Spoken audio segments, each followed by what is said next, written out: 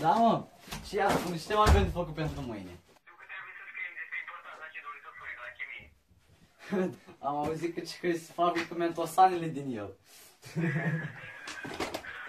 Da, hai că mă bag și eu să scriu, mulțumesc mult. Hai, baftă.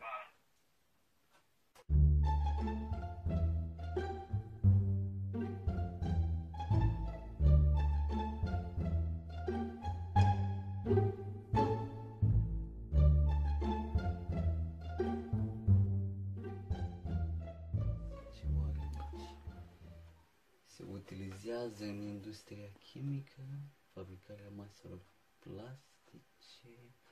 Stai, ce? Acidul sulfuric este folosit de mafia italiană pentru a ascunde cadavrele.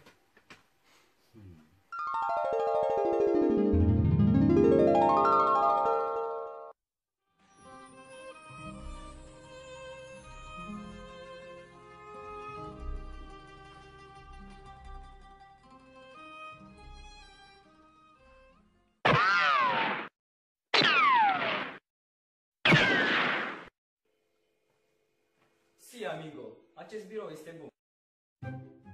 Încă o încercare e tu e morto. U? No, mi amigo. Era hexaclorciclohexan.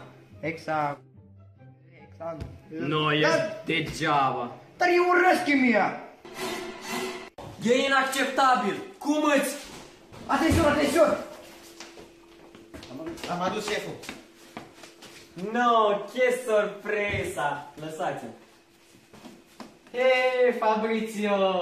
Ce mult te-ai schimbat de când nu ne-am mai văzut. Ești mascălucitor ca cadmiul. Cacofonie. Hai să trecem la treburi importante. Ai adus banii?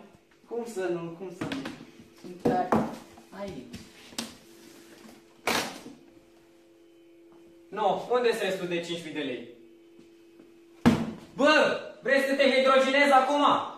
Băieți, luați-l. Nu, nu! Boss, să fie o neînțelegere! O neînțelegere, îți spun!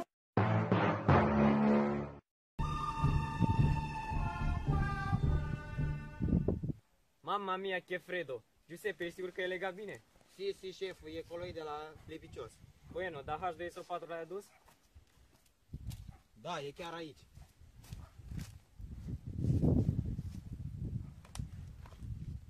Voi fi rapid.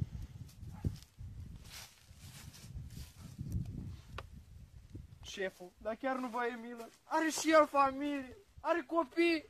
Vă rog eu, șef, aveți milă de el, are și el familie, copii. Vă rog eu frumos. Pronto? Serios? Ok, voi fi acolo. Nu, măi, Giuseppe. Nimeni, șefule. Măi, tu nu mă miți pe mine. Ia spune, cine este? Am fost de la Politehnică, am fost acceptat. Șef, și eu am fost acceptat. Și voi vreți să mă lăsați pe mine? Pentru fizică? Și Marie Curie se zvârcolește în mormânt. Hai, mă, băieți. Șefule, înțelegeți și pe noi. N-am înțeles nimic din chimia asta organică. Mă, dar unde a plecat ăla? Ai zis că e coloi din ăla lipicios. Era doar scos, șefule. Mama mia. Cum mai prindem pe ăla? Unde? Departe s-a dus, mai prindem acum pe ăsta la Crăciun? Mama mia! Ce viteză are! Hai după el. Hai, ragazzi.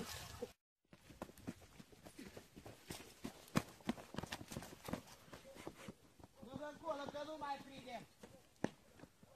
Mama mia, l-am pierdut.